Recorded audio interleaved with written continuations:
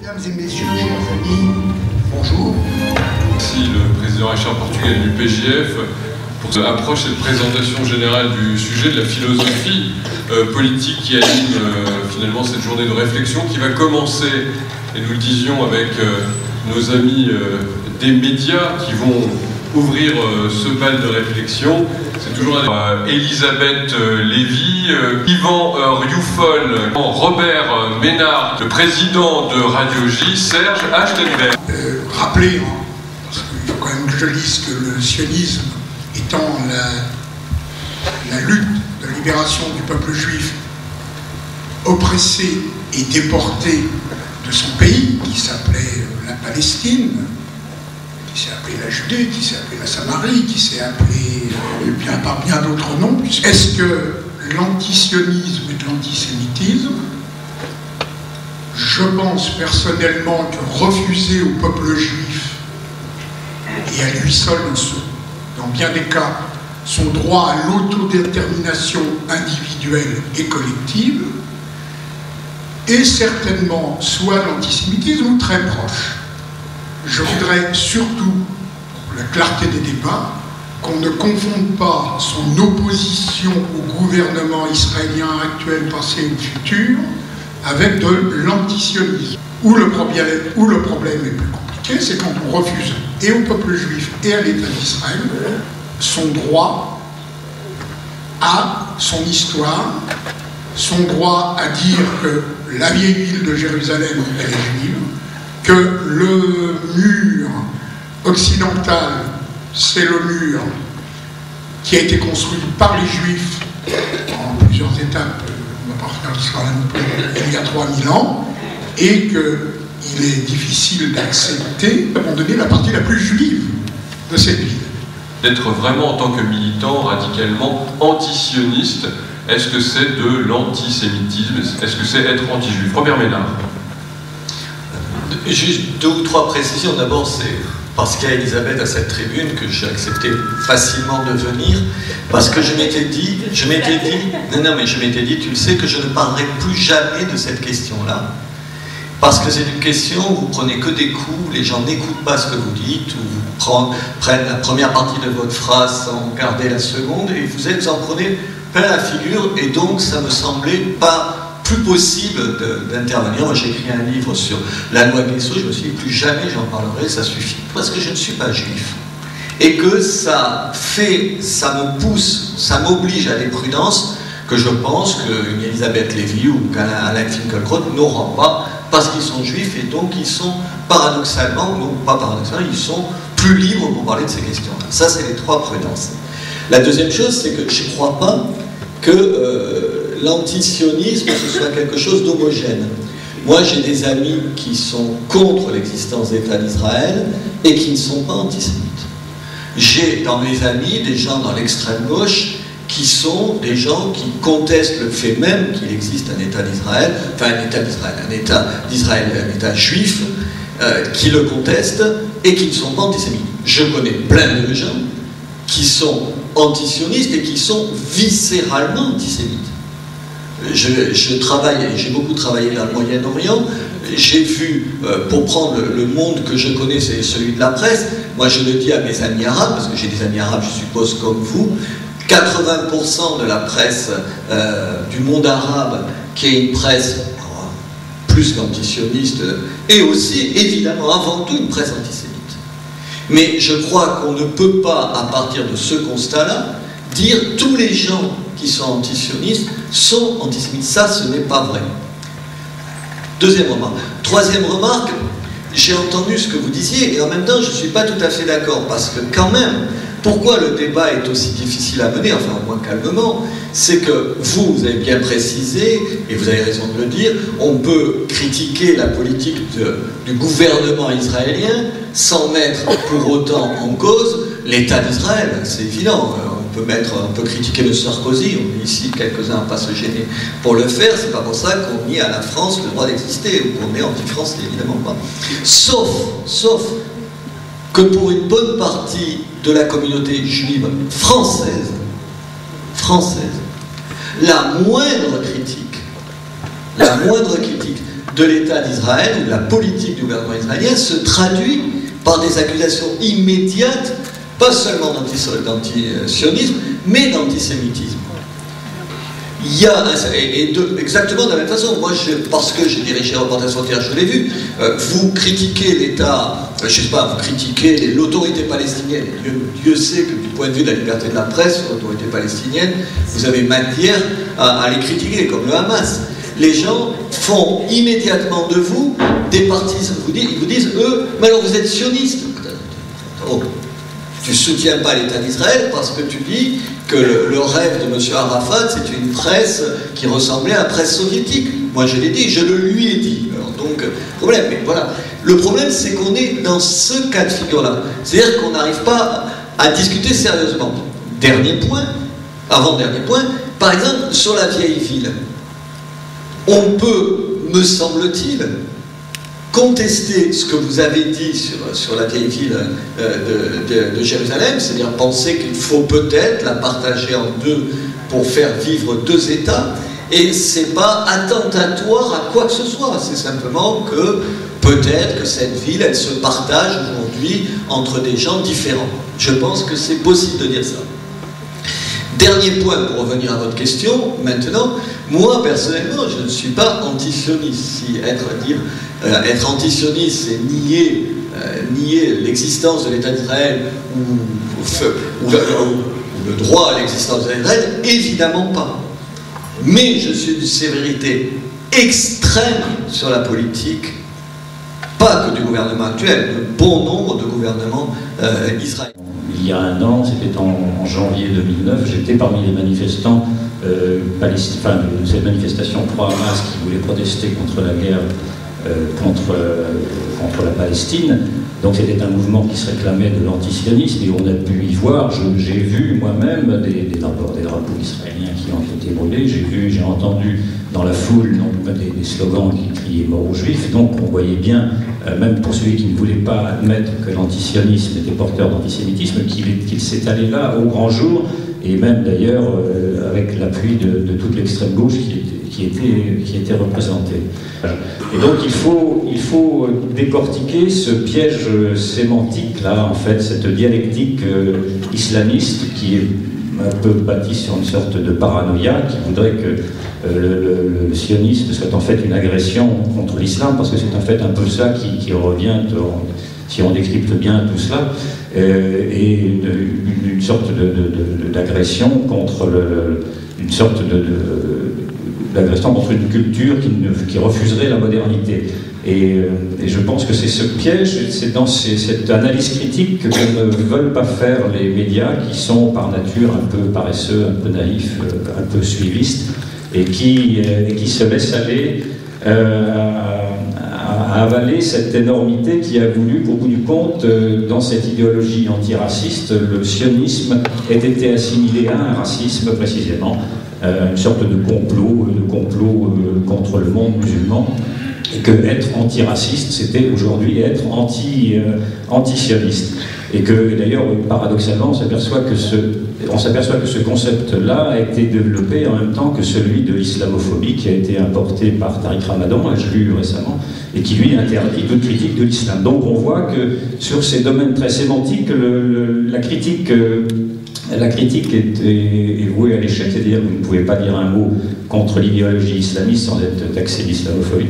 Et en revanche, vous êtes autorisé naturellement de le critiquer abondamment et plus encore avec toutes les déviances racistes que cela peut permettre, l'antisionisme compris comme un antisémitisme. Et donc c'est ce piège-là que ne voit pas, encore une fois, je ne fais pas du tout le procès des médias, mais je vois simplement une sorte de paresse intellectuelle et qui ne voit pas que les mots sont devenus les armes. Il faudrait que les médias, et en fait c'est le fond du problème des médias, c'est qu'ils acceptent de jouer leur rôle de vigilance, qu'ils acceptent de regarder exactement les faits, qu'ils ne se trompent pas dans les mots, et qu'ils ne cessent de se détourner les yeux sur le véritable danger. Pour ma part, Israël reste une forme de résistance de ce point de vue-là à cette idéologie islamiste sur laquelle, en Occident et notamment en France, on ne veut pas s'affronter. Aujourd'hui, naturellement, on ne se dit pas antisémite ouvertement, on dit je suis antisioniste et ça nous parle un peu de quelques vertus presque quasi intellectuelles ou politiques. Bref, cette idée d'antisionisme, d'ailleurs, c'est tellement bien installé qu'on a pu voir concourir une liste aux élections européennes. Vous allez nous dire, sans doute, qu'elle n'a pas eu un grand succès, mais toujours est-il qu'elle a pu concourir dans... On est aujourd'hui en France antisioniste sans être antisémite. Alors Robert a dit oui. Robert, en fait, sans le désigner nommément, en fait, a évoqué les partisans de l'État binational. C'est-à-dire des gens qui pensent qu'il ne faut pas un État juif, mais qui ne pensent pas que la présence juive doit cesser sur ce qui est aujourd'hui Israël. Alors ça me paraît très naïf, Robert, compte tenu de tout ce qui a été dit sur le contexte international, ça paraît très théorique. En réalité, aujourd'hui, se dire antisioniste, c'est-à-dire contre l'existence d'Israël, comme vous l'avez tous rappelé, ça veut dire qu'il faut plus de juifs sur la Palestine mandataire. Concrètement, c'est ça que ça veut dire. Je veux dire, c'est ça que ça veut dire. Robert, je ne crois pas qu'il y ait d'autres issues à terme. Et cela dit, les gens qui se réclament de l'antisionisme aujourd'hui sont évidemment, je veux dire, des antisémites, c'est-à-dire là, je parle. Michel a parlé de cette liste antisionisme. Leur antisionisme est tellement rabique de toute façon, leur dinguerie sur Israël, leur obsession israélienne est tellement rabique qu'on n'a même pas besoin de les accuser d'antisémitisme. Il suffit de... Il ne faut pas dire... Je crois qu'il faut faire attention à ne pas dire... Quand on a affaire à cet antisionisme-là, il n'y a pas de raison de dire « Ah oui, l'antisionisme, oui, l'antisémitisme, non ». Je veux dire, cet antisionisme-là est en soi un racisme. Si vous voulez, personne ne tolérerait... Enfin, je veux dire, il s'appliquerait à un autre pays, ce serait un racisme à l'identique, et je crois qu'on peut très bien se battre là-dessus. Voilà, donc dans ce cas-là, évidemment... Sur la création même de l'État d'Israël, il y a le sentiment chez les Arabes, et pas que chez les Palestiniens, chez les Arabes. Je ne suis pas assez naïf pour ne pas savoir que ces mêmes Arabes instrumentalisent, ces gouvernements arabes instrumentalisent le problème palestinien pour mieux évacuer les propres problèmes qui sont les leurs et pas en parler.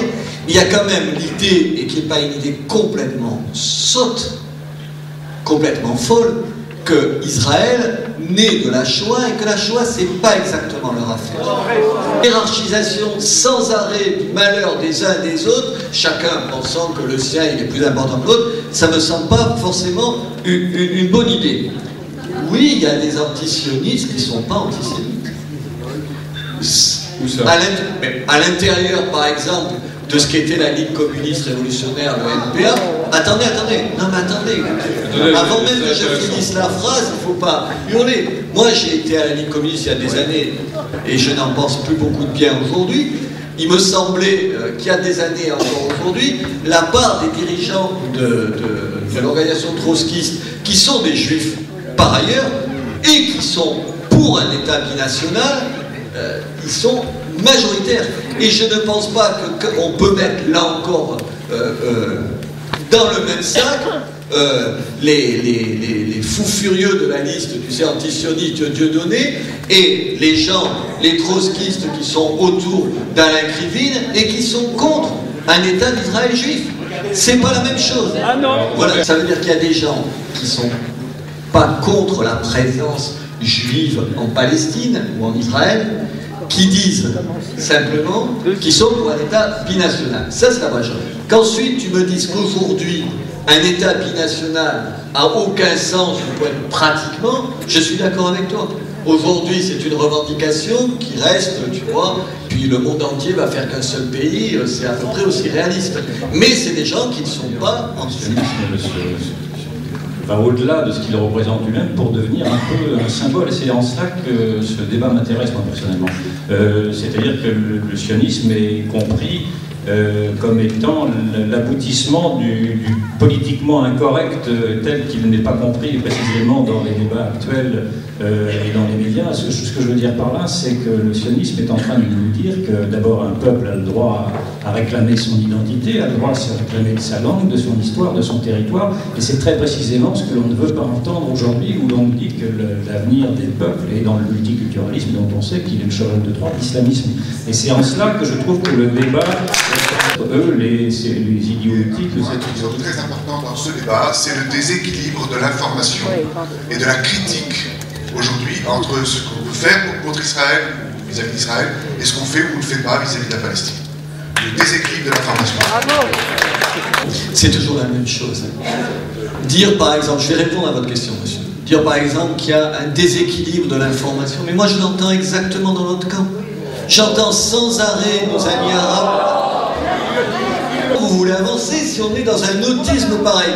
Moi je suis dans des endroits où il y a un public arabe qui, dès que je dis un mot, par exemple, où je dis mais Israël c'est le seul pays où il y a une démocratie et une liberté de la presse, dans tous ces pays-là, hurle, salaud, sioniste. Je dis, c'est la vérité. Aujourd'hui, c'est pas vrai, ne vous en déplaise, que toute la presse française, elle est vendue à la cause palestinienne et anti-israélienne. Ce n'est pas vrai. Point final. C'est votre point de vue avec votre sensibilité. Je crois que ce n'est pas vrai. Il y a des sensibilités qui s'expriment différemment. Aujourd'hui, personne de sérieux ne peut contester le droit à Israël. D'autres pays qui participent, dont le patriotisme est insupportable, eh bien, je vois la France. Il est quand même très difficile encore aujourd'hui on voit actuellement lors de ce débat sur l'identité nationale de parler de l'identité française, de fierté française, de patriotisme, parce que précisément ce politiquement correct dont je parlais tout à l'heure et qui me semble obscurcir les jugements interdit de se réclamer d'une identité au profit d'un multiculturalisme. Définir l'antisionisme.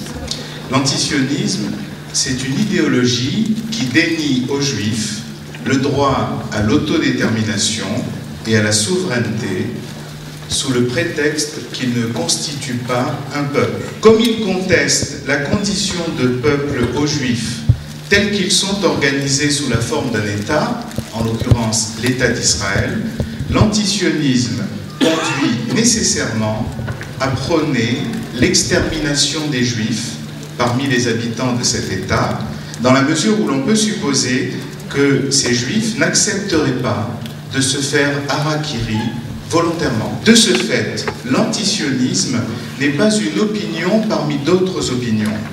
Contrairement à ces dires, son intention n'est pas la seule critique de la politique de tel ou tel gouvernement israélien, ce qui serait bien sûr acceptable, mais la contestation même de l'existence de l'État, à la destruction duquel il appelle, l'antisionisme appelle, pour faire place, entre guillemets, à la Palestine laïque et démocratique, ou, entre guillemets, à l'État de tous ses citoyens.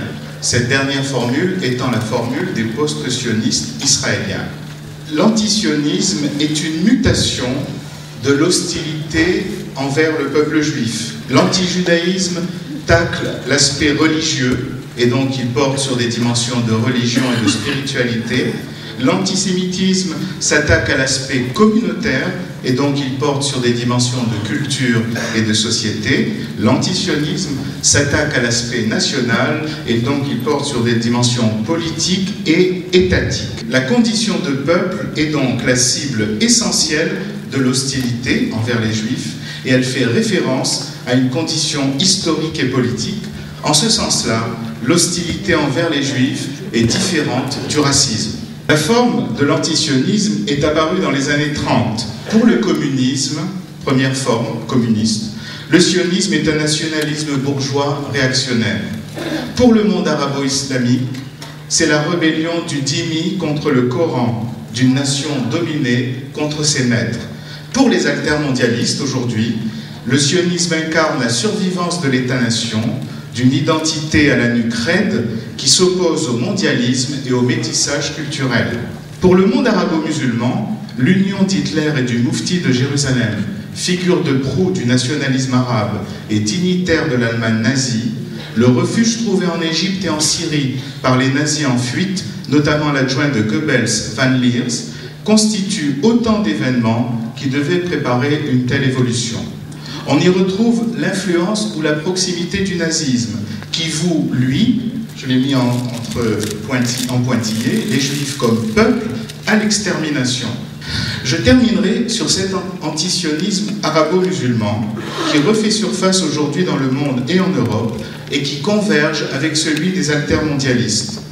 On ignore en règle générale l'histoire de cet antisionisme qui n'est pas récent et qui s'est illustré dans l'histoire avec la fin des communautés juives en terre d'islam dès les années 1920, c'est-à-dire avant même qu'il y ait un État d'Israël et a fortiori bien avant la guerre de 67 et l'occupation de territoires. Son lien avec l'antisémitisme est absolument évident à la lumière de la modélisation que je voudrais vous présenter.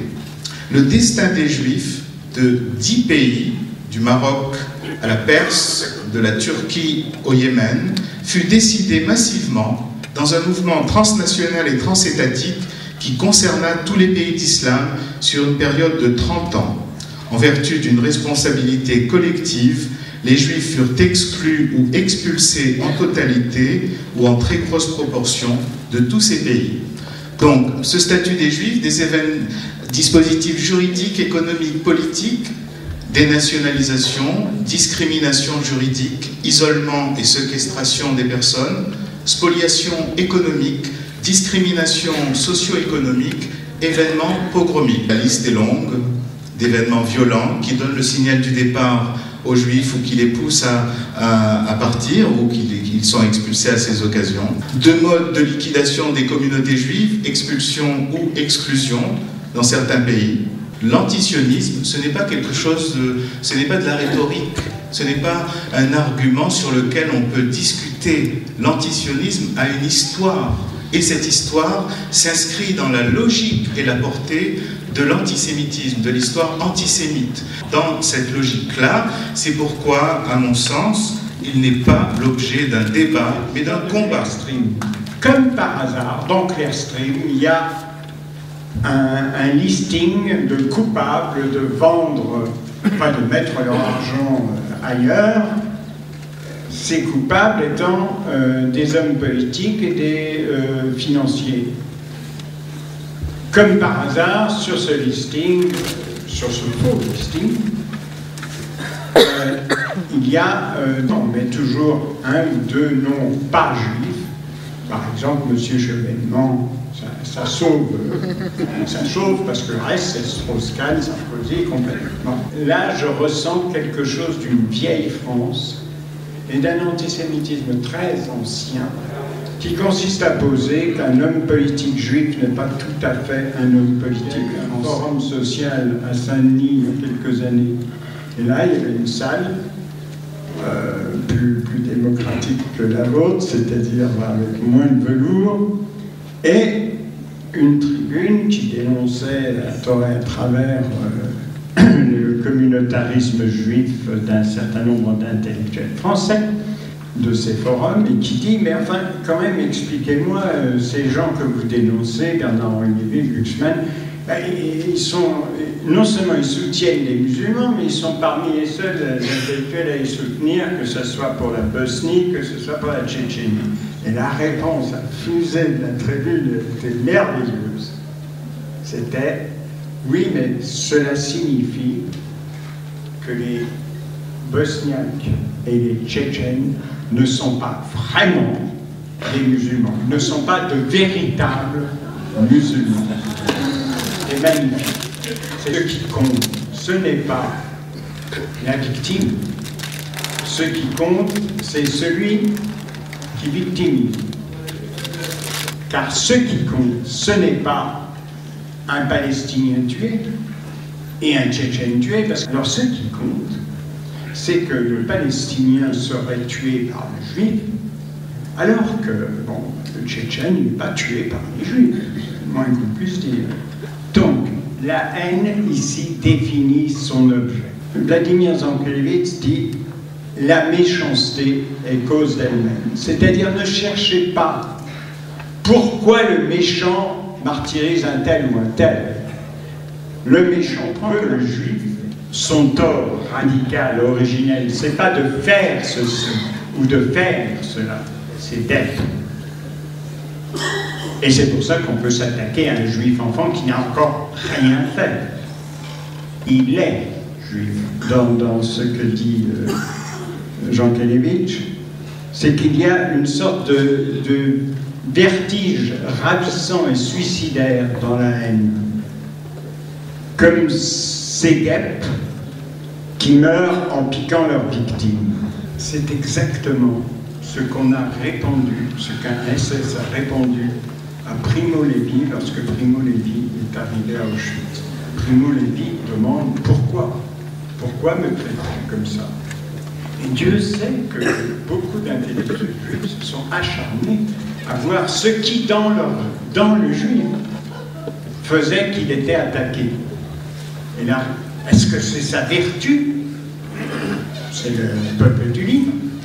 Ou est-ce que c'est ses vices? C'est la circulation de l'argent et des idées?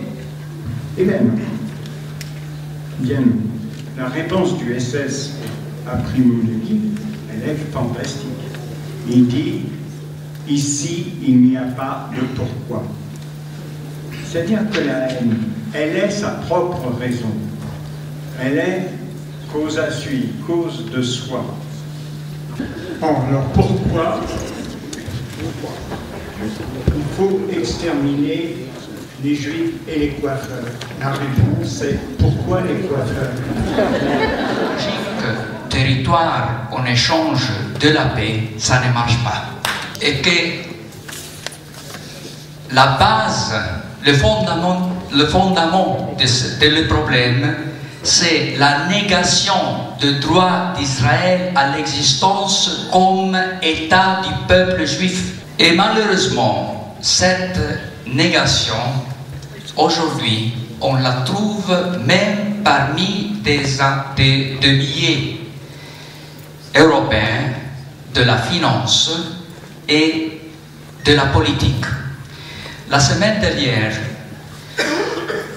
le Financial Times, le principal journal de la finance en Grande-Bretagne, a publié à partir de la première page un commentaire d'un écrivain juif qu'il demande la fin du mythe de l'État juif avec très grande sérénité, l'alternative d'un seul État démocratique où juifs, musulmans, chrétiens, ils peuvent vivre librement en démocratie. Comme vous savez, cette thèse, c'était la thèse de l'OLP. On doit nous faire comprendre que le droit d'Israël à l'existence est vraiment menacé et il considère la perspective de l'élimination de l'État d'Israël comme quelque chose qu'on peut parler. Le droit d'Israël à l'existence, c'est le fondement de la civilisation de l'humanité. Et que la négation de ce droit d'existence d'Israël, c'est un crime contre l'humanité. Les Israéliens, ils souffrent pour cette situation à le point où il y a parmi eux ceux qui disent bien, aujourd'hui la paix avec les Arabes, c'est pas possible. Et on peut accepter une solution intermédiaire, c'est-à-dire la trêve. La trêve que dans le langage coranique, c'est la Hudna, qui n'est pas une place, un point qui est devant la paix, mais c'est la négation de la paix.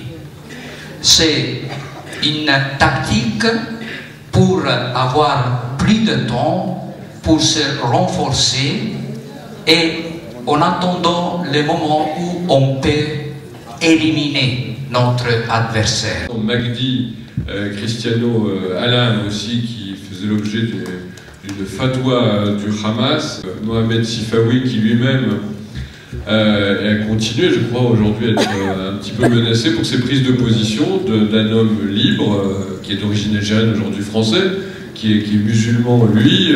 Les États totalitaires ou les mouvements totalitaires ont besoin d'un certain nombre d'ingrédients. Ils ont besoin d'un chef charismatique, puissant, maniant le discours populiste. Ils ont besoin de créer le principe de la masse pour pouvoir contrôler et diriger cette masse vers le but qu'ils s'assignent très souvent. Et ils ont besoin aussi d'un bouc émissaire. Je suis en train d'utiliser de plus en plus dans mes écrits, dans mes interventions, le terme d'antisémissionnisme. C'est-à-dire que nous avons vraiment une contraction des deux parce que tout simplement, les antisémites idéologiques, ceux qui par idéologie, quelle qu'elle soit, ont cette détestation et cette haine du juif n'ont plus aujourd'hui les moyens d'être antisémites comme on l'était dans les années 30. Parce qu'il y a des lois qui l'interdisent, parce qu'il y a une pensée qui s'est développée, quoi qu'on en dise par ailleurs, et qui a combattu cette idéologie nauséabonde, et parce que, enfin, il y a un État qui s'appelle Israël, il y a une société civile israélienne qui répond à ces agressions, ce qui n'était pas le cas il y a de cela un siècle,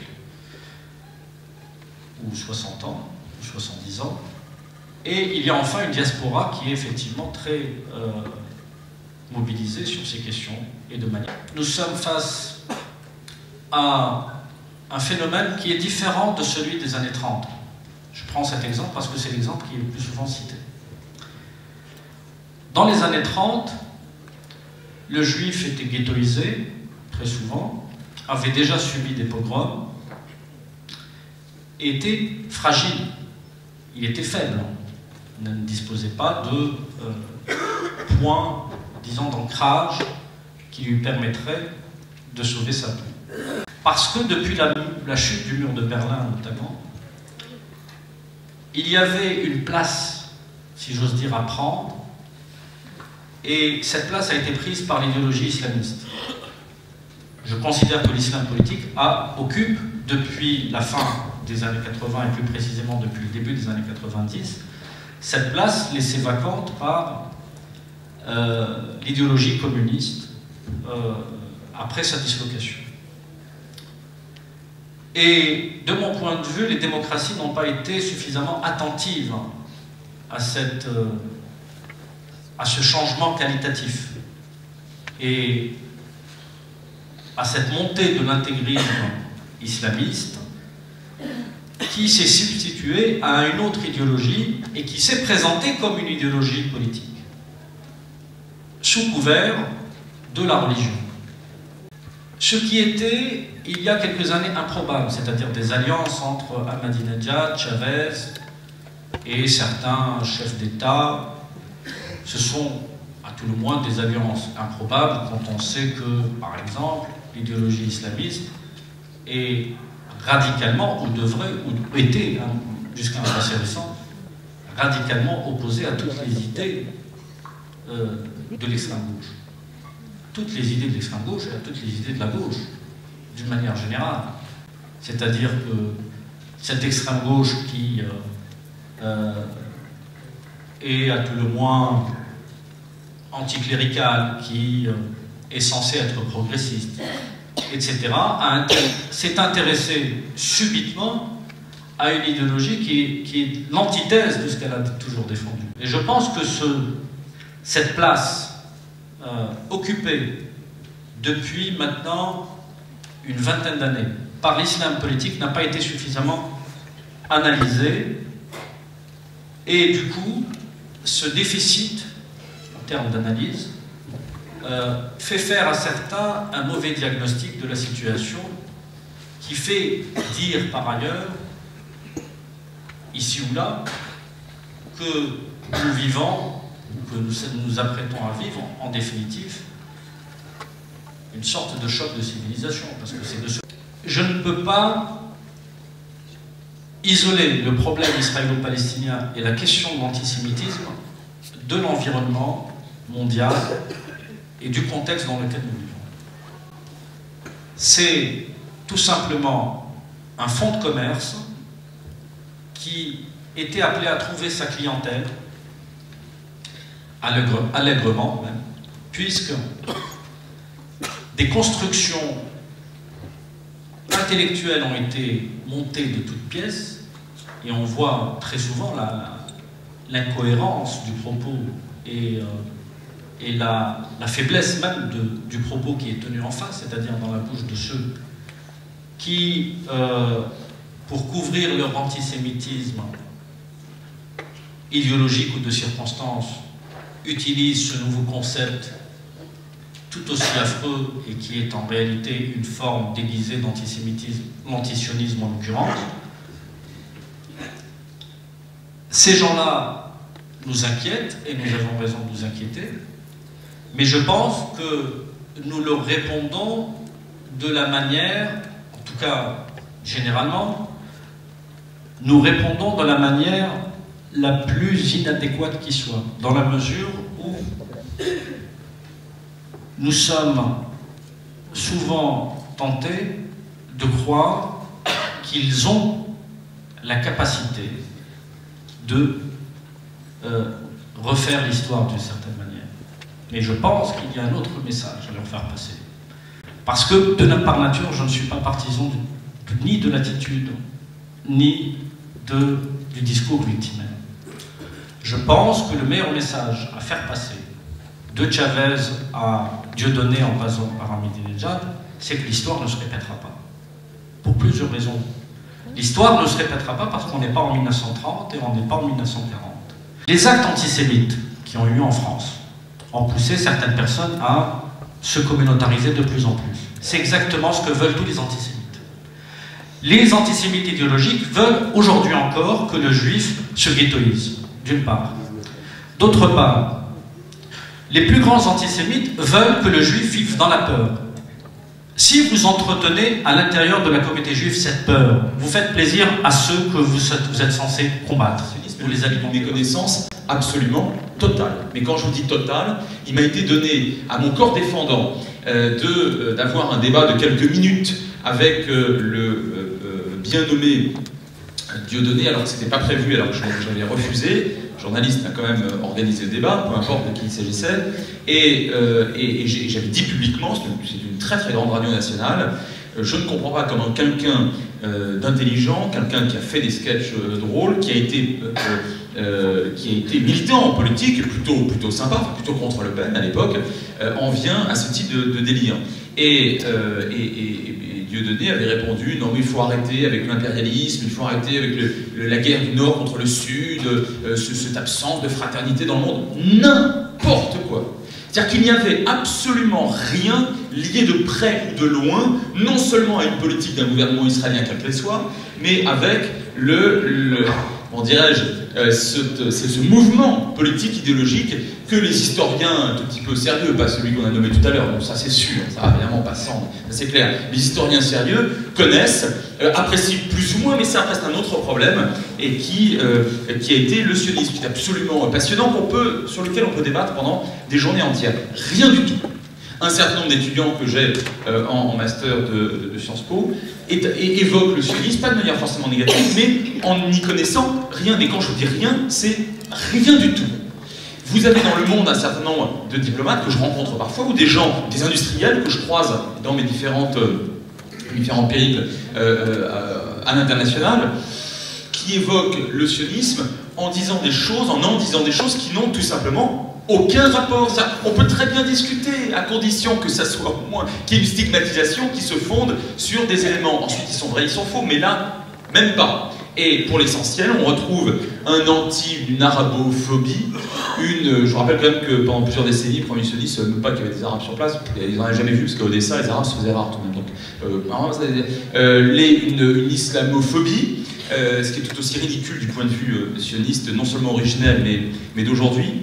Et puis, l'espèce de credo qu'on a entendu d'ailleurs chez Chavez tout à l'heure, à savoir qu'il y aurait à la tête de l'État d'Israël une bande de gougnafiers, alors eux sionistes pour le coup, qui manipuleraient leur population, et puis vous avez 6 millions de bons crétins, des juifs qui se trouvent là-bas, qui sont manipulés, et qui eux, évidemment, en se mettant un peu la main sur le cœur, comme on l'a vu, en réfléchissant un peu et en devenant bons, eux, évidemment, rejetteraient leur élite sioniste. C'est complètement dément. Ça n'a aucun rapport avec aucun type de réalité. Alors, face à ce phénomène-là, c'est quand même très, très compliqué. Il faut que les gens se lisent un tout petit peu et fassent un tout petit peu d'histoire. Mais ça, c'est très, très difficile à déraciner, à combattre.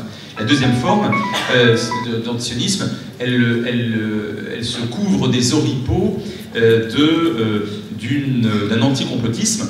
Alors on l'a vu aussi, la Chavez en joue beaucoup, mais je reprends, je crois que c'est toi qui as parlé d'instrumentalisation, ou d'utilisation, ou de manipulation.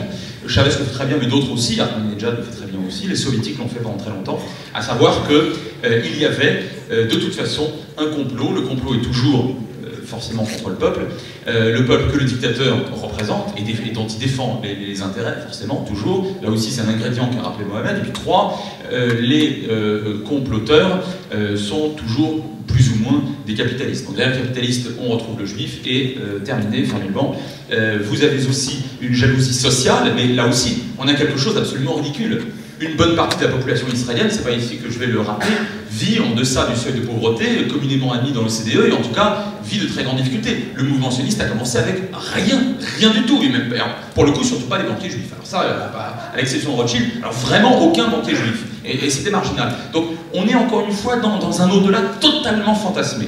Et troisième point de cet antisémitisme qui perdure, c'est la concurrence théologique. Alors c'est vrai pour l'islamisme radical, c'est vrai pour des milieux chrétiens ultra-conservateurs qui se sont faits tout de même plus rares ces dernières décennies. Et ça, bon courage pour en finir avec ce phénomène qui, de toute façon, est à la fois sissipare et permanent. C'est-à-dire qu'une fois que vous avez que le mur est tombé, il n'y a plus de soviétiques, les soviétiques n'ont plus utilisé, parce qu'ils n'existent plus, n'ont plus utilisé cette manne, cet instrument de pouvoir intérieur en général, hein, c'est-à-dire la lutte contre le complot extérieur avec les juifs derrière, mais ils seront plus communistes, mais ils seront autre chose. Et la thématique, la constante du complot demeurera. La variable que consiste dans l'habillage de la dénonciation du complot changera par définition, comme toute variable, la constante demeurera. Troisième point, l'anti-Israël, l'anti-israélisme, appelez ça comme vous voulez.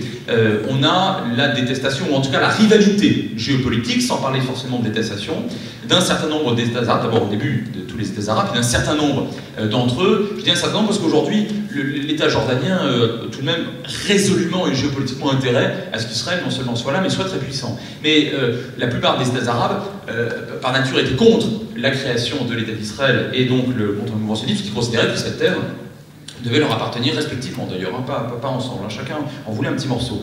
Et puis vous avez aussi un autre angle qui est celui d'une partie, je dis bien d'une partie, de plus en plus faible, d'États musulmans qui considèrent que décidément la Palestine est une terre musulmane. Je dis de plus en plus faible, vous allez voir dans un instant pourquoi. Et enfin vous avez des États qui sont dominés, là aussi l'exemple de Chavez est absolument quintessent, des États qui sont dominés par des leaderships tiers-mondistes. Alors le tiers-mondisme fait de la détestation du capitalisme, et j'en reviens toujours là, sans d'ailleurs que c'est juste forcément d'un complot, et des États-Unis en particulier comme fer de lance, font litière de cette détestation, et il est extrêmement facile d'utiliser, je dis bien d'utiliser, d'instrumentaliser Israël à la manière d'un petit Satan. Je m'empresse immédiatement de vous dire que, parce qu'on a pas mal parlé des soviétiques, que les tiers-mondistes aujourd'hui, et là je te rejoins totalement, et une partie malheureusement de la gauche et de l'extrême gauche occidentale, jouent ce que Lénine aurait appelé les idiots utiles. Ce sont des idiots utiles aujourd'hui aux yeux des islamistes radicaux. Ça,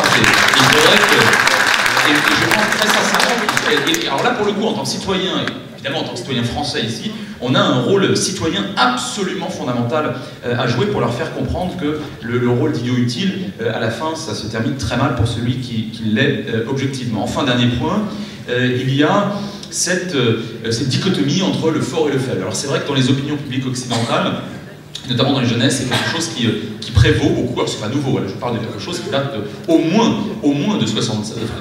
de 82 de la guerre du Liban, et on pourrait peut-être revenir à 67. Là aussi, ça concerne davantage les opinions publiques, me semble-t-il, que les régimes politiques. Et puis rapidement, deuxième partie, le droit fondamental d'Israël qui a été évoqué à plusieurs reprises tout à l'heure, le comble, ironie de l'histoire, c'est qu'il se fonde pas seulement, mais aussi sur le droit international. Il n'y a quand même pas beaucoup d'États qui ont été fondés pas par l'ONU. L'État d'Israël a été fondé par le sionisme. Et l'État d'Israël a été fondé par la volonté du peuple juif de revenir sur sa terre. Et les Anglais et les Britanniques, à qui ça commence à coûter extrêmement cher en 47, 48, cette histoire-là, et même avant, on finit par lâcher prise. Ce ne sont pas les Nations Unies qui ont créé l'État d'Israël, mais il y a eu un vote de partage de la Palestine sous l'égide directe, en bonne et due forme, légale et légitime, des Nations Unies. Tous les États ne peuvent pas en dire autant. Deuxième point, là aussi, de droit international. Le chapitre 1, article 2 du chapitre 1 de la Charte des Nations Unies, qu'on ne lit pas suffisamment, et comme d'ailleurs, de manière générale, le droit international, mais je laisse ça, je crois, pour la table ronde qui suit, dit explicitement que tout peuple a droit à l'autodétermination. De deux choses l'une, soit sans la raison et le peuple juif n'existe pas, ce qui est parfaitement grotesque, et je l'ai dit encore tout à l'heure, Myriam Dasselebel a écrit un très bel article il n'y a pas longtemps dans Commentaire là-dessus, on a écrit des choses, dit des choses là-dessus, mais il faut les répéter absolument. Si le peuple juif n'existe pas, il s'agit d'une discrimination à l'encontre des juifs. Après, que des juifs n'aient pas envie de se percevoir comme tel, mais grand bien leur face, qu'est-ce que les juifs disent. Mais le peuple juif en tant que tel, ceux qui veulent se percevoir comme tel, avec tous les critères qui font en droit international un peuple, correspondent parfaitement aux juifs. Si le peuple juif n'existe pas, le peuple français, luxembourgeois et a fortiori palestinien n'existe pas davantage. Autrement dit, si rien n'est fait, tout n'est pas fait. Et si seuls les juifs n'ont pas le droit de se percevoir comme un peuple, c'est ce qu'on appelle tout simplement de la discrimination à l'encontre des juifs. Quand vous ouvrez un dictionnaire, la discrimination à l'encontre des juifs, ça porte un nom, c'est l'antisémitisme. Troisième point, et troisième point seulement, puis je conclurai, il s'est agi d'un refuge. Je dis bien en troisième point, et je le mettrais peut-être même, j'allais presque dire, en cerise sur le gâteau. C'est-à-dire que, très objectivement, au regard de l'histoire, et de l'histoire pas seulement récente, mais en particulier celle du XXe siècle, s'il y avait un peuple qui devait pouvoir, pas à protéger, qui devait pouvoir disposer de tout le potentiel pour pouvoir enfin se défendre lui-même, alors là, pour le coup, c'est bien les juifs. Et ça, c'est quelque chose qui me paraît important, mais encore une fois, je le mets en aval de ce que j'ai dit, parce que en amont, il y a d'abord un droit identitaire, avant qu'il s'agisse d'un refuge. Je voudrais conclure en disant que là aussi, une espèce de, c'est pas une ironie d'histoire, mais c'est un phénomène tout à fait particulier. Je ne connais pas beaucoup d'États au monde qui sont très objectivement menacés de disparition pure et simple, et a fortiori plusieurs décennies après leur existence, une existence qui a été validée, survalidée par le droit international. Ça, c'est quelque chose qui est quand même extraordinairement important, qu'il est important de rappeler, et Israël est pratiquement seul au monde dans cette situation kafkaïenne. Je voudrais conclure rapidement en quatre phrases. Tout à l'heure, on a vu, j'ai écouté avec beaucoup d'intérêt monsieur le consul. Moi, on me dit souvent, à la fin de mes conférences, on me dit souvent, ouais, mais toi, vous êtes optimiste. Je suis extrêmement réaliste, je ne suis pas du tout optimiste. Le Venezuela, dans les années 70 et jusqu'aux années 80, était l'un des 8 seuls pays, et je veux bien croire que vous ne le reconnaissiez plus, cher monsieur, en tout cas du point de vue diplomatique, l'un des 8 seuls pays à avoir son ambassade à Jérusalem. C'est-à-dire que c'était l'un des États les plus... Donc la politique menée par le Venezuela était l'une des plus favorables à Israël, et je vous parle bien des années 70, c'était extrêmement compliqué. L'un des 8 seulement, le dernier vient de partir, c'est un État d'Amérique centrale tout petit, qui vient de déménager à Tel Aviv. Mais le Venezuela a été pendant de longues années. Ce que je veux dire par là, c'est que la géopolitique n'est qu'affaire d'évolution. Rien n'est jamais définitif. le Venezuela survivra de loin et pendant très longtemps, je l'espère, à M. Chavez. Deuxième point conclusif, jamais il n'y a eu autant de pays importants a fortiori pour soutenir Israël il y a encore quelques mois de cela, quelques semaines de cela, lorsqu'est passé à l'Assemblée Générale des Nations Unies le rapport Goldstone. L'Italie, c'est pas rien. L'Allemagne, c'est pas rien. Le Canada, c'est pas rien. L'Australie, c'est pas rien. Les États-Unis de M. Obama, c'est pas rien. Plusieurs États africains, dont le premier producteur de pétrole de toute l'Afrique, ayant d'excellents rapports avec Israël, je pense au Nigeria musulman, c'est pas rien non plus, etc. Donc je pense qu'il faut là aussi savoir raison garder, et tout n'est pas négatif, même en matière d'antisionisme. Et puis j'en ai plus que deux, heureusement, parce que là sinon j'ai Michel qui va m'engueuler. Plus que deux phrases dans les relations internationales. Troisième phrase, l'Afrique noire précisément est en train de remplacer une partie des anciens amis, dont le Venezuela. J'en veux pour preuve la dernière visite officielle qui a été menée dans 6 États, dont 5 d'Afrique noire, et 4 sur les 5 étant à majorité musulmane, par quelqu'un qu'en France certains boudent obstinément, à savoir le ministre en titre et en exercice des Affaires étrangères de l'État d'Israël, M. Lieberman, qui a été accueilli très chaleureusement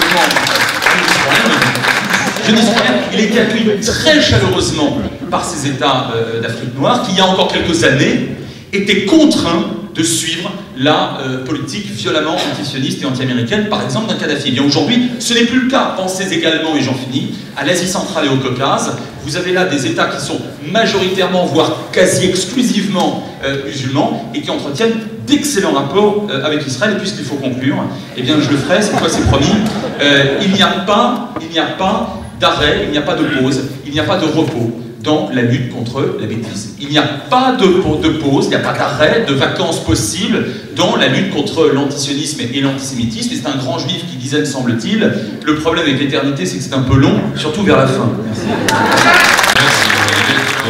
Roubache et Stéphane Haddad, qui représente bien sûr l'UPJF sur cette table ronde, des juristes éminents. Bâtonnier de Paris, maître Charrière-Bournazel, le professeur Raphaël Drahi, Gilles-William Goldnadel, l'avocat président d'Avocats sans frontières d'Alliance France-Israël, et un avocat à la Cour de cassation, Duhamel, Jean-Philippe Duhamel. Si on veut parler de la justice, il faut d'abord penser aux juges, puisqu'en définitive, la justice n'est pas une science exacte, elle est relative et elle est donnée par des hommes. Alors premièrement, l'antisionisme n'est pas un délit prévu par la loi. Ça c'est un point. Il y a 2 exceptions à ce grand principe. La première exception, c'est la loi Guesso que vous connaissez, qui condamne les révisionnistes ou le révisionnisme, et la loi contre le boycott économique. L'antisionisme n'est donc pas un délit reconnu. À partir de là, les questions qui se posent sont les suivantes. Premièrement, peut-on assimiler l'antisionisme à l'antisémitisme, et dans cette hypothèse-là, y a-t-il eu de la jurisprudence? La deuxième question qui se pose concerne le parti antisioniste. J'ai le programme du parti antisioniste. Alors vous allez voir, si vous remplacez le mot sioniste par juif, vous allez retrouver tous les stigmates de l'antisémitisme. Je lis: faire disparaître l'ingérence sioniste dans les affaires publiques de la nation. Alors vous transposez faire disparaître l'ingérence juive dans les affaires publiques de la nation, et nous sommes au moment de l'affaire Dreyfus. Éradiquer toutes les formes de sionisme dans la nation, la même chose. Empêcher les entreprises et les institutions de contribuer aux efforts de guerre d'une nation étrangère qui ne respecte pas le droit international. Libérer notre État, la France, notre gouvernement, le gouvernement français, nos institutions, les institutions françaises, de la mainmise et de la pression des organisations sionistes. J'en passe et des meilleurs.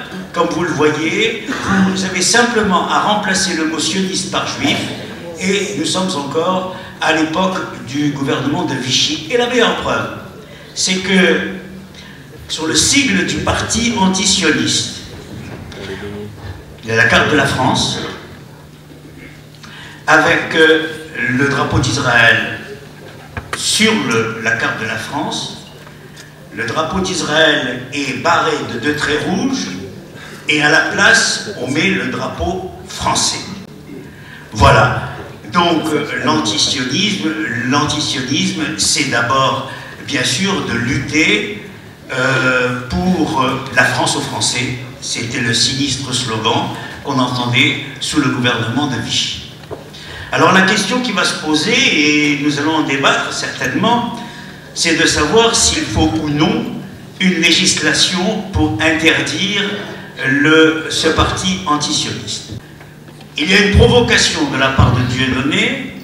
Doit-on ou non y répondre par une loi, ce qui lui ferait en sorte de devenir une victime expiatoire encore du lobby juif, ou bien au contraire démontrer par les élections qu'en réalité il n'est rien et il ne représente que peu de choses. La question est formulée de manière très simple. L'antisionisme est-il un délit? Comme toutes les questions trop simples, elle appelle des réponses difficiles. On ne critique pas, quand on critique le sionisme, les juifs pour ce qu'ils feraient en Israël. On entretient une haine d'Israël pour justifier la haine du juif. On va regarder comment les choses s'articulent depuis la Shoah. Vous avez d'abord, dans un premier temps, des antisémites qui nient la Shoah en disant que ça n'a pas existé, sans en tirer nécessairement, ces premiers d'entre eux, des conséquences. Les premiers qui vont en tirer des conséquences, c'est en fait Raciné, qui en 1960 écrit le drame des Juifs européens, et qui va lier l'antisémitisme et l'antisionisme, le négationnisme, par haine du juif, et l'antisionisme. Comment? Ils se livrent à des calculs. Ce sont toujours des mathématiciens, ces négationnistes. Ils font des comptes. Et à partir des actes d'état civil, d'ici et là, il dit, en réalité, il y a peu 6 millions de juifs morts pendant la Deuxième Guerre, tout au plus 2 millions. Sombre calcul, et pas une larme sur les 2 millions qui sont morts. Mais une conclusion. Je résume le livre. Pourquoi ce mensonge historique? Parce que grâce aux indemnités données par la communauté internationale aux Juifs, ils peuvent accumuler un trésor qui va leur permettre de préparer la Troisième Guerre mondiale. Et voilà comment on glisse du négationnisme à la haine du juif à propos de l'État d'Israël. Vous avez ensuite une deuxième étape qui est celle de Garodi, qui parle des mythes fondateurs de la politique israélienne. Garodi qui a fait un mouvement intellectuel absolument invraisemblable et qui, dans ce livre que nous avons attaqué, contre lequel j'ai plaidé, explique qu'en réalité, la Shoah est un mythe, serait un mythe qui permet à Israël d'avoir une sorte d'impunité dans les actions que fait Israël. Donc, on voit comment la jonction est permanente entre l'antisionisme et l'antisémitisme, qui sont en fait les mêmes revers, l'envers et le revers de la même haine. Et puis vous avez un cas très typique, qui est celui du dessin de Gong.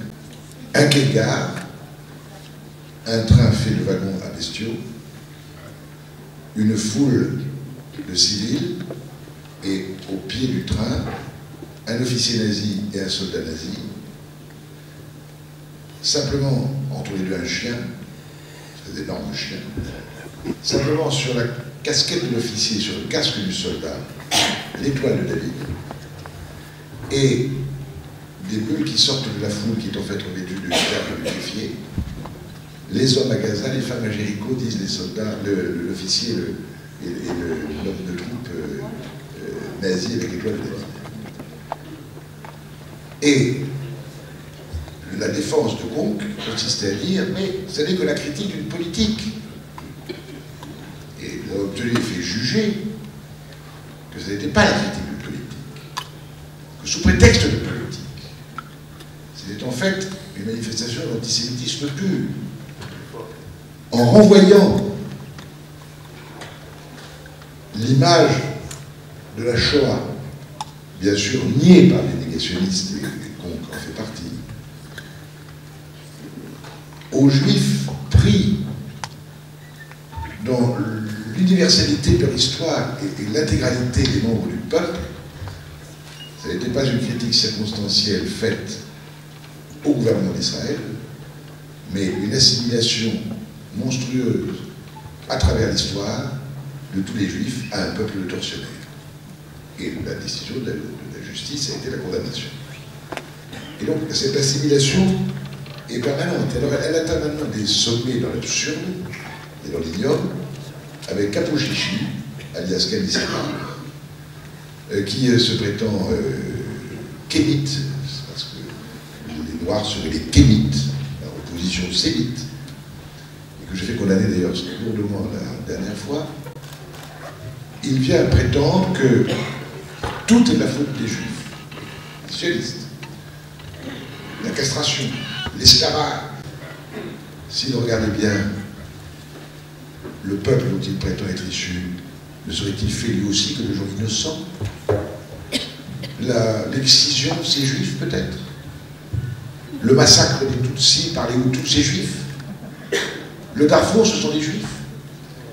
Alors évidemment, la salle était un peu secouée, mais il n'y a rien de rationnel dans ça. Alors faut-il aggraver les lois? Je ne pense pas, je pense qu'on a tout l'outillage juridique nécessaire.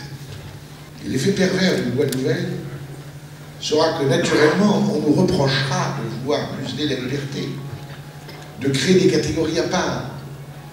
Pourquoi le sionisme serait-il, l'antisionisme serait-il un délit, et pourquoi pas l'anti-islamisme, et pourquoi pas l'anticatholicisme ou l'anti-franc-maçonnerie, que sais-je encore. C'est pourquoi je pense qu'il faut absolument se contenter de ce que l'on a, qui est déjà important, s'y appuyer aussi souvent que nécessaire, ne pas multiplier les procès inutiles contre de trop petits adversaires misérables, mais à chaque fois que le procès est symbolique. Je vais montrer. On a parlé de Dieudonné, du parti antisioniste en France. Bien sûr, le contentieux en France, il se nourrit aussi de sa dimension internationale. Il y a peu, si on juge par un grand magazine, Dieudonné et les chefs de ce parti ont été reçus en audience exceptionnelle par Ahmadinejad. C'est-à-dire que là, il y a une confluence, il y a une synapse, comme diraient les neurologues, entre l'antisionisme intramuros et l'antisionisme extramuros et international. Et il me semble que la tendance actuelle, c'est simplement le déplacement sur le terrain des relations internationales, notamment dans le fonctionnement de l'ONU, dans les décisions qui sont prises parfois sous l'effet des majorités automatiques et qui font que certainement un seul État juif dans une telle enceinte n'a strictement aucune chance de s'en sortir, je dirais, à la loyale. Mais il faut rappeler que l'ONU a été créée sur les décombres de la SDN et que la SDN elle-même a chuté parce qu'elle était devenue non pas un instrument au service de la paix, mais au service de ces diplomaties qui sont des diplomaties à la fois mercantiles et guerrières, et ça n'a pas été pour rien dans la croissance du Parti national socialiste et dans l'éclatement de la Deuxième Guerre mondiale. Donc il faut vraiment faire attention au détournement de ces institutions. Et je pose une simple question. Est-ce que l'Assemblée générale de l'ONU fonctionnerait comme il fonctionne, comme ça, en ce moment, sous cette mentalité clanique, si au lieu d'un seul État juif, il y en avait 10 comportements, les élaborations intellectuelles de certains juges? Et je pense ici, bien évidemment, au trop fameux juge Goldstone, qui reprochait récemment à l'État d'Israël, au regard du rapport qu'il a remis, de ne pas s'être prêté au jeu, de ne pas avoir accueilli les enquêteurs. Mais est-ce qu'il s'agissait des enquêteurs ou d'inquisiteurs? Pour lecture tout à fait objective de ce rapport, je me disais que dans n'importe quel autre État, y compris dans l'Afrique du Sud natale du juge Goldstone, ce juge-là aurait fait très très rapidement l'objet d'une requête en suspicion légitime. Tant ce rapport est unilatéral. Je parle maintenant, et je conclurai par là, sur les institutions européennes. Il s'agit du même phénomène. Et quel est le contentieux spécifique entre la Suède et l'État d'Israël? Est-ce qu'ils vivent dans la même région? Est-ce qu'ils défendent les mêmes intérêts? Est-ce qu'ils sont exposés aux mêmes dangers? Qu'est-ce qui peut expliquer que les ministres des Affaires étrangères européens aient agi de cette manière sous l'incitation de la présidence tout à fait temporaire de la Suède à la tête des institutions européennes? Et que cet effet de masse, cet effet de meute, se soit aussi produit et qu'on ait voulu en quelque sorte dicter à l'État d'Israël sa conduite. Est-ce qu'on est à l'époque des accords Sykes-Picot de 1915, où deux nations impériales se partageaient comme ça la moitié de la planète en traçant sur une carte une simple ligne droite? L'Égypte c'est à moi, la Syrie c'est à toi, et la Palestine c'est aussi un troisième. La question se pose, la décolonisation ne peut pas être une décolonisation qui vaille d'un seul côté. Et quand on veut imposer une solution à deux États, alors que des négociations sont dans l'impasse à ce propos, du fait de l'irrédentisme d'une des parties, lorsqu'on prétend scinder une capitale en deux, mais je pose la question, dans quel univers juridique sommes-nous en train de vivre?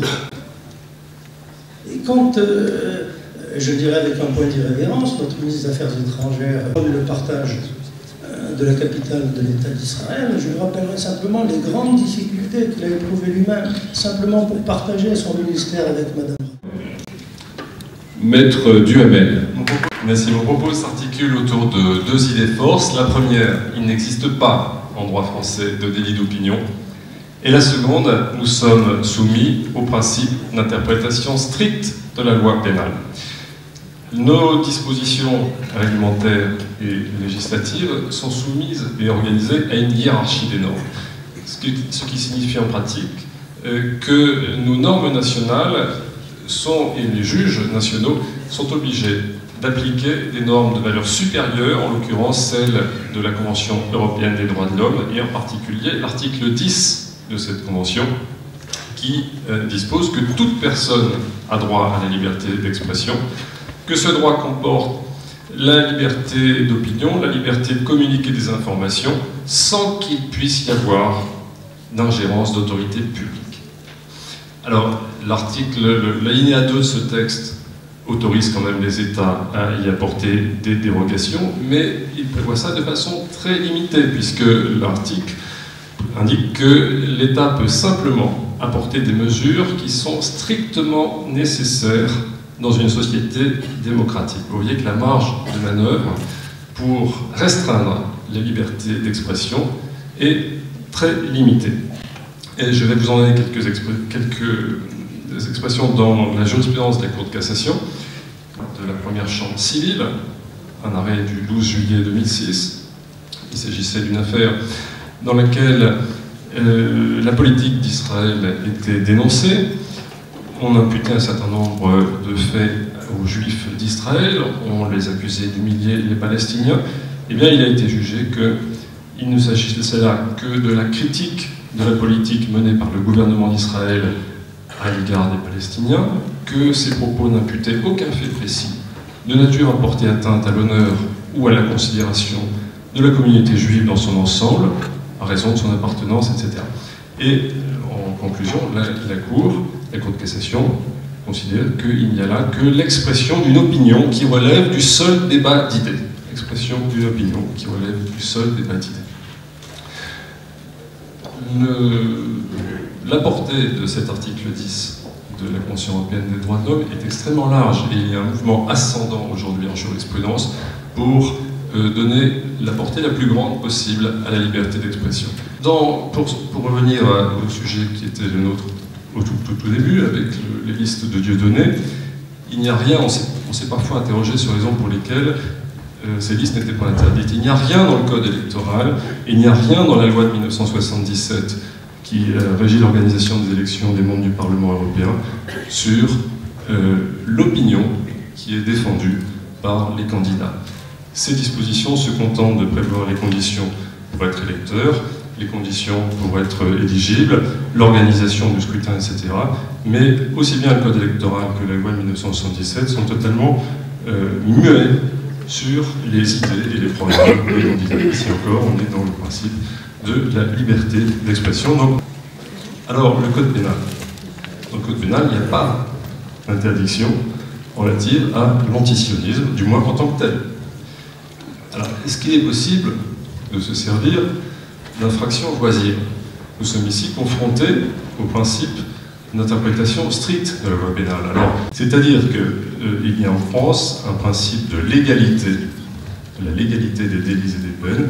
S'il n'y a pas de délit contre l'antisionisme, il n'est pas possible de sanctionner en tant que tel l'antisionisme. La provocation à la haine raciale, qui est dans la loi sur la presse de 1880, quand elle est publique, ici encore, ça peut servir, mais c'est assez difficile. Je vais vous citer un arrêt de la Chambre criminelle de la Cour de cassation du 4 novembre 1987, des poursuites qui avaient pour base des propos sur le lobby sioniste, sur la propagande israélienne sioniste, sur le peuple élu, etc., tout dans la même veine. Eh bien, il a été jugé que ce texte, bien qu'hostile et quelle que soit la tonalité de ces termes, ne faisait que la critique de l'influence que les auteurs attribuaient à l'État. Alors vous avez eu une levée de bouclier, alors là permettez-moi de mettre les pieds dans le plat par rapport à ce que j'ai entendu, notamment de mon excellent prédécesseur, mais je voudrais un petit peu me dire que son discours a été, je me permets de le dire, un peu angélique. Et que les juges ont une marge de manœuvre, ils font ce qu'ils veulent un peu les juges, lorsqu'ils ont des textes devant eux. Que la vie était belle lorsque l'antisémitisme était essentiellement d'origine d'extrême droite. Là, il n'y avait pas de problème de liberté d'opinion, parce que ça ne coûte à personne, ni politiquement, ni judiciairement, de taper contre l'extrême droite. Ils font un peu ce qu'ils veulent quand même. Vous savez, les juges, lorsque le même Le Pen dit le jour où il y aura 25 millions de musulmans, eh bien, les Français de souche n'auront plus qu'à descendre du trottoir, les avocats de Le Pen ont pu dire attention, c'est la liberté d'opinion, c'est le débat sur l'immigration, eh bien, les juges ici, ils sont allés quand même. Et la Cour européenne des droits de l'homme ne sont pas laissés dire à deux fois. Donc, ne pensons pas que c'est sur l'autel uniquement de la liberté d'expression que les preuves les plus manifestes de l'antisémitisme de toujours sont sacrifiées. Ça n'est pas vrai. Et d'ailleurs, dans le Légipresse, qui est la Bible pour les spécialistes du droit de la presse, de la jurisprudence, vous avez un article de doctrine d'une dame qui n'a jamais fait de politique, qui n'est pas du tout sioniste, qui est vraiment une juriste sans état d'âme, et qui a constaté que les dernières jurisprudences des cours et tribunaux qui ont eu à statuer, c'est là où se pose le problème, qui ont eu à statuer sur les problèmes qui étaient dirigés devant les tribunaux et où les problèmes d'antisémitisme étaient mélangés avec le problème du Proche-Orient, avaient une jurisprudence tout à fait opportuniste. Autrement dit, et c'est là où on est au cœur de la perversion intellectuelle moderne, je ne demande pas, et nous ne demandons pas, à ce que l'antisionisme soit réprimé. Nous demandons simplement que l'antisionisme ne serve pas de bouclier à l'antisémitisme, parce que beaucoup de juges,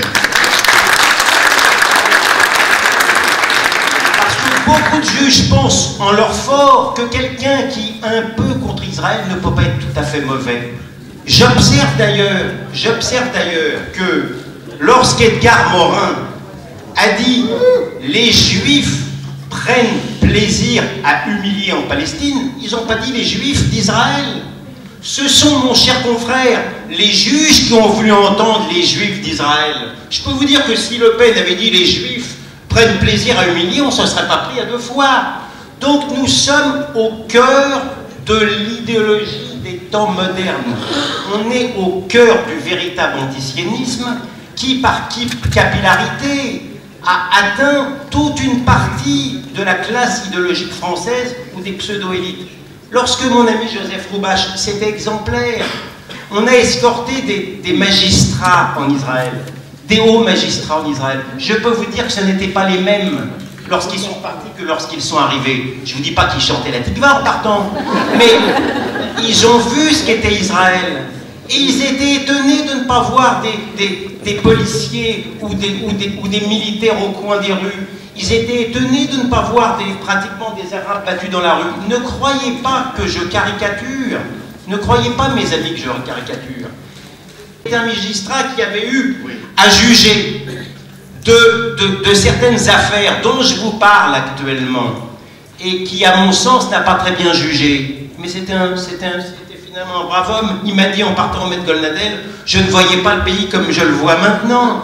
Donc, je veux dire par là, c'est que si on veut comprendre ce qui est arrivé dans ces dernières années, dans les cours et tribunaux, on ne peut malheureusement pas faire l'économie de l'idéologie. Lorsque mon ami Shahriar Bournazel a rappelé les jurisprudences sur lesquelles il se fonde, ce sont des jurisprudences anciennes, monsieur Bâtonnier. Le lobby, par exemple, le Garodi que nous avons combattu côte à côte. À l'époque, il y a maintenant malheureusement pas mal d'années. La Cour de justice était l'an dernier. Oui, non mais enfin, pardon de dire que Seba, ça n'est pas un adversaire idéologique extrêmement coriace. Seba, ça n'est pas le cœur de l'extrême gauche puissante. Seba n'est pas protégé par la grande presse parisienne. Donc c'est plutôt facile, pardon encore une fois de mettre les pieds dans le plat, c'est plutôt facile de faire condamner Seba. C'est plus difficile de faire condamner des grands intellectuels plus protégés. Or, ceux-là ont commis des ravages terribles. Donc ce que je veux dire, le lobby juif, mon cher confrère, le lobby juif que maintenant, pour lequel maintenant les tribunaux n'ont plus rien à redire, eh bien lorsque Garodi stigmatisait le lobby juif il y a une vingtaine d'années, il était condamné par la justice. Donc il y a eu toute une dérive jurisprudentielle qui fait qu'aujourd'hui, il est malheureusement beaucoup plus difficile qu'il y a une dizaine d'années pour faire condamner l'antisémitisme. Je ne vous parle pas le sionisme. Je vous dis que lorsque les juifs eux-mêmes expressément sont visés textuellement dès l'instant où on s'abrite derrière, encore une fois, le redoutable conflit du Proche-Orient. Donc je ne suis pas du tout, mes chers amis, à vouloir réclamer, je suis tout à fait d'accord avec le bâtonnier sur ce point, je ne suis pas du tout en train de réclamer de voir muscler davantage l'arsenal judiciaire. Je demande simplement, à la manière de Raphaël Drey, que les juges jugent en conscience et non pas de manière idéologique. Merci. Une loi pour interdire le parti antisioniste, après il y aura un décret d'application. Et c'est ce décret qui va être attaqué, et c'est là qu'il ne faut pas se rater. Parce qu'en fait, qu'est-ce qu'on va nous opposer comme valeur? Effectivement, il n'y a pas de texte spécifique dans le droit français ou européen qui vise particulièrement l'antisionisme. Et on va nous opposer en fait, la liberté de penser, comme on l'a dit, la liberté d'association, la liberté d'expression, le principe d'égalité. C'est mon droit d'avoir telle idée contre le sionisme, comme c'est mon droit d'avoir telle idée contre le nazisme, comme c'est mon droit d'avoir l'idée de porter le voile. Et donc ça va être très difficile de trouver, d'aller contre ces libertés-là. Maintenant, il faut savoir que chaque liberté n'est pas infinie, elle n'est pas non plus sans limite. Il y a toujours ce qu'on appelle en droit français un principe de proportionnalité. Et les principes ce qu'on va opposer à ces principes de liberté d'association, d'expression, d'égalité, ça va être notamment, est-ce qu'il n'y a pas un risque d'atteinte à l'ordre public? Est-ce qu'il n'y a pas un risque d'atteinte à la sûreté des Juifs en France? Est-ce qu'il n'y a pas un risque d'atteinte à la sécurité, qui sont aussi des principes juridiques bien établis en droit français et en droit européen? Donc c'est toujours dans ce principe de proportionnalité qu'il va falloir réfléchir, mais c'est pour ça que c'est pas du tout évident. Et alors, la première difficulté, ça va être de trouver des arguments, parce que peser le pour, peser le contre. Deuxièmement, il va falloir que les juges soient extrêmement précis lorsqu'ils vont condamner l'antisionisme, s'ils le font.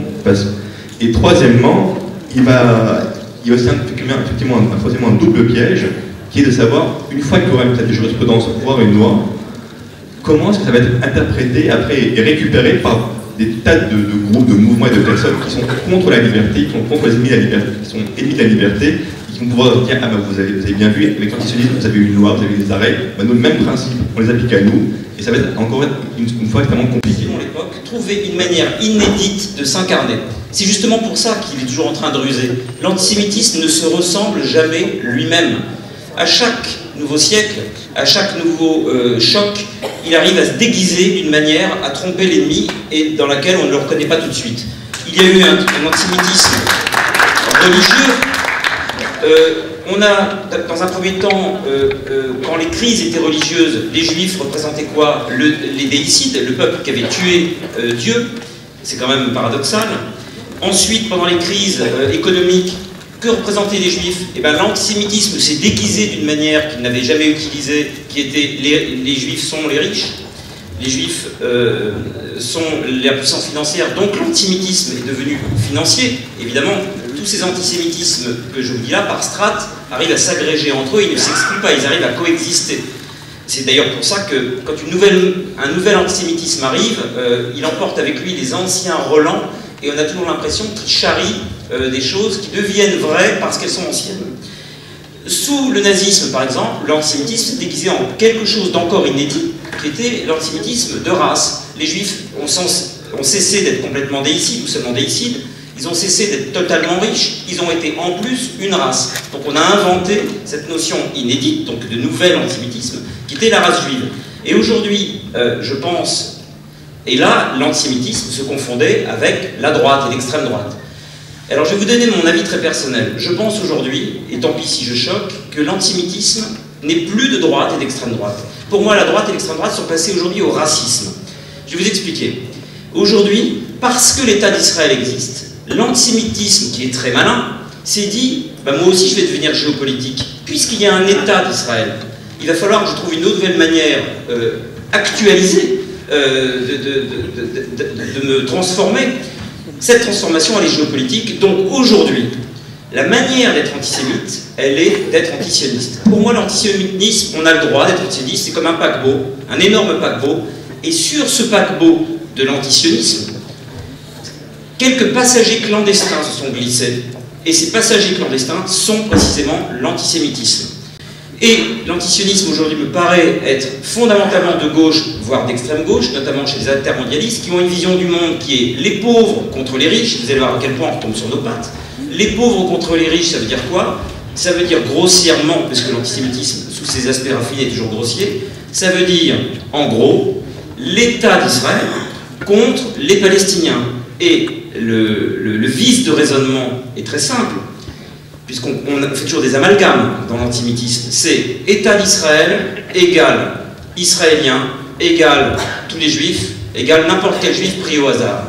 Et donc, quand vous voyez un... s'il y a un antisémitisme de droite et d'extrême droite classique que nous avons connu dans les années 30, je dirais qu'il y a un antisémitisme à gauche, je ne dis pas de gauche, à gauche. Chez un certain nombre de militants, on trouve un antisionisme à gauche. Est-ce que c'est une nouvelle forme d'antisémitisme? C'est beaucoup plus compliqué que ça, mais c'est vrai que à la fin du 19e siècle, tous les péchés du monde, quand il y avait des crises sociales, venaient des Juifs. Maintenant, tous les problèmes du monde viennent de cette petite région. Parce qu'il y a ce conflit israélo-palestinien qu'il faudra bien régler, bien évidemment, on est tous d'accord, mais c'est là que viennent tous les problèmes. Comme s'il n'y avait pas d'autres problèmes ailleurs. Puisque vous me parlez pour la gauche, je réponds pour la gauche, c'est vrai, je le dis, il y a un antisionisme à gauche qui peut cacher autre chose. Et bien c'est à nous de démontrer que le contraire et expliquer pourquoi il ne faut pas mélanger les deux choses. Ça, vraiment. Mais ça, c'est un... comment dirais-je? C'est une pédagogie quand même. C'est une pédagogie. Je m'interrogeais en écoutant Pierre Chapira tout à l'heure sur ce qu'a été les méandres de l'extrême gauche, notamment les Mao en 68, vous vous en souvenez sans doute, lorsque, pour des raisons stratégiques, pour la plupart ils étaient juifs, comme dans toute l'extrême gauche, pas seulement chez les Mao d'ailleurs, et où ils ont été dragués sur les populations récemment immigrées, parce que ça pouvait donner du monde dans les partis politiques ou les organisations en question. Est-ce qu'il y aurait une tentative de même nature dans certains courants intermondialistes ou d'extrême gauche aujourd'hui, et notamment de la gauche qui dépasse très largement le parti conventionnel qui est le Parti socialiste? Ils jouent les apprentis sorciers, pour ne pas dire les pompiers pyromanes, et je pense que de ce point de vue-là, il y a un vrai danger. Je crois qu'il est important que nous soyons tous sur la classe politique par rapport à l'État d'Israël d'une unicité de langage totale. C'est-à-dire qu'il est important que nous puissions sur un texte qui concerne la criminalité et le terrorisme, qu'on mette nos étiquettes politiques dans la... qui, à mes yeux, représentait le combat de ces dernières années, très proche de Nicolas Sarkozy, mais aussi très proche des communautés, qui a beaucoup servi le rapprochement des communautés. Cette grande dame qu'on trouve toujours présente à nos côtés quand on a besoin de quoi que ce soit, elle s'appelle Dominique Lunel. C'est pour nous un très grand honneur et un très grand plaisir de vous recevoir aujourd'hui. Votre détermination, traduite par les moyens que vous avez mis en œuvre. Tout ceci, Monsieur le Ministre, nous amène naturellement à vous décerner ce jour le prix 2009 de la lutte contre le racisme et l'antisémitisme. Président de l'Union des patrons et professionnels juifs de France, Monsieur le Président délégué, Mesdames et Messieurs les membres du bureau, c'est vrai que j'éprouve une vraie joie, un vrai motif de bonheur de me retrouver parmi vous à l'occasion de cette rencontre sur un sujet aussi difficile. Il y a quelques semaines, c'était le 15 septembre, à l'occasion de la cérémonie des vœux qui était organisée par le consistoire central à quelques jours de Rosh Hashanah. Et je ne savais pas que ce que j'avais dit, et je l'avais dit vraiment du fond du cœur, avec la plus grande sincérité, et aussi sincérité voire même avec détermination, et donc avec la plus grande détermination, allait conduire à ce que vous m'honoriez comme vous le faites, aujourd'hui. Donc je voudrais vous remercier, Monsieur le Président, des propos que vous avez tenus et pour l'hommage que vous rendez non pas à un ministre, parce que les ministres passent, la République reste, heureusement. Ce que j'ai compris de vos propos, c'était un hommage à l'action que nous efforçons de mener et que notamment le Président de la République, alors ministre de l'Intérieur, avait initié. Et très clairement, je vous le dis, il n'y a pas de complexe à avoir, je m'inscris totalement dans ses pas sur les initiatives qu'il avait engagées pour protéger la communauté. Le président délégué, Claude Barouche, dont chacun connaît bien sûr l'engagement au sein de votre association, au sein de cette union, je crois que c'est la 12e année, je crois qu'elle a été créée en 1997, et j'ai vu que votre capacité de mobilisation avait permis à ce qu'il y ait près d'1 millier, je crois, de patrons ainsi d'entrepreneurs qui vous ont rejoints venant d'horizons très différents. Et finalement, votre union, c'est quoi? C'est une instance de dialogue. Eh bien, c'est précisément ce que je m'efforce de mener dans ma vie quotidienne ministérielle aujourd'hui. Je souhaite être un homme de dialogue avec tous les Juifs de France, dans la diversité de leurs rappeler quelques mots, la fermeté totale de mes convictions sur un certain nombre de sujets qui nous préoccupent collectivement. D'abord, première réflexion, c'est que moi je crois totalement, du fond du cœur, à une France multiple et tolérante. Cette France, elle est multiple et ça ne doit pas l'empêcher d'être tolérante. Je crois à une société qui est riche de sa diversité, qui est riche de ses croyances, une société d'hommes et de femmes qui, quelle que soit leur foi ou leur philosophie, doivent savoir vivre ensemble dans un respect réciproque et dans la considération de chacun. D'abord parce que je suis convaincu que dans une France apaisée, nous n'avons pas à choisir entre laïcité et communauté. Chacun d'entre nous peut légitimement vouloir bâtir son histoire, garder en mémoire ses racines, honorer ses ancêtres, se sentir proche de telle ou telle communauté, se réjouir de la retrouver, les retrouver, dans des fêtes comme celle de la Lumière qui débute ce soir. Le communautarisme, c'est le repli sur soi et c'est le refus de la communauté des concitoyens. Nous devons vivre dans une République qui soit garante d'une laïcité positive et ouverte. Et la laïcité, ce n'est pas le reniement des religions. La laïcité, c'est tout simplement la liberté de croire ou de ne pas croire. C'est la garantie donnée à chacun de pouvoir pratiquer le culte de son choix. C'est l'égalité en droit de tous les citoyens.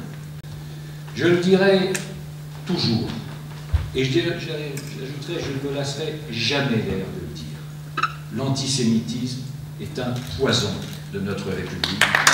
C'est une forme de haine. Et il faut naturellement lutter sans relâche contre cette forme de haine, qui est pourtant, cette haine, un des ressorts puissants et nocifs de toute l'histoire de l'humanité. Donc voilà ce que je voulais simplement partager avec vous, et exprimer encore une fois la reconnaissance de la République envers les Juifs de France, qui ont tant fait d'ailleurs pour elle. Et je vois dans la distinction que vous m'avez annoncée la marque de votre confiance, de votre amitié, à laquelle je suis naturellement très sensible. Monsieur le ministre, merci mille fois de votre venue, de nous avoir consacré du temps et de ce discours qui, ce soir, je pense, a rassuré beaucoup de monde. Et c'est Hervé Jaoui qui va décerner à Madame Dominique Lunel le prix du rapprochement entre les communautés et de l'amitié qu'elle a su créer entre les diverses communautés. Quand cette semaine, Claude Barouche m'a appelé et m'a dit « C'est toi qui remettras à Dominique Lunel », j'avais l'impression de recevoir un prix. Voilà. On le remercie pour tout le travail qu'elle fait pour le dialogue entre les communautés. Et juste quelques mots pour vous dire, au XXe siècle, nous avons eu deux poisons, le nazisme et le communisme. Nous avons aujourd'hui un poison, l'islamisme. Aujourd'hui, la solution passera par le dialogue. Et le dialogue, Dominique Lunel en fait son affaire. Et je peux vous dire aujourd'hui, le dialogue doit se faire en priorité avec les femmes. Pour moi, le meilleur dialogue possible, le plus favorable, qui amènera le plus de progrès dans nos relations, c'est le dialogue avec les femmes musulmanes. Je vais remettre un prix à mon ami Eric Raoult. Eric nous a accompagné à l'IPGF depuis 2000.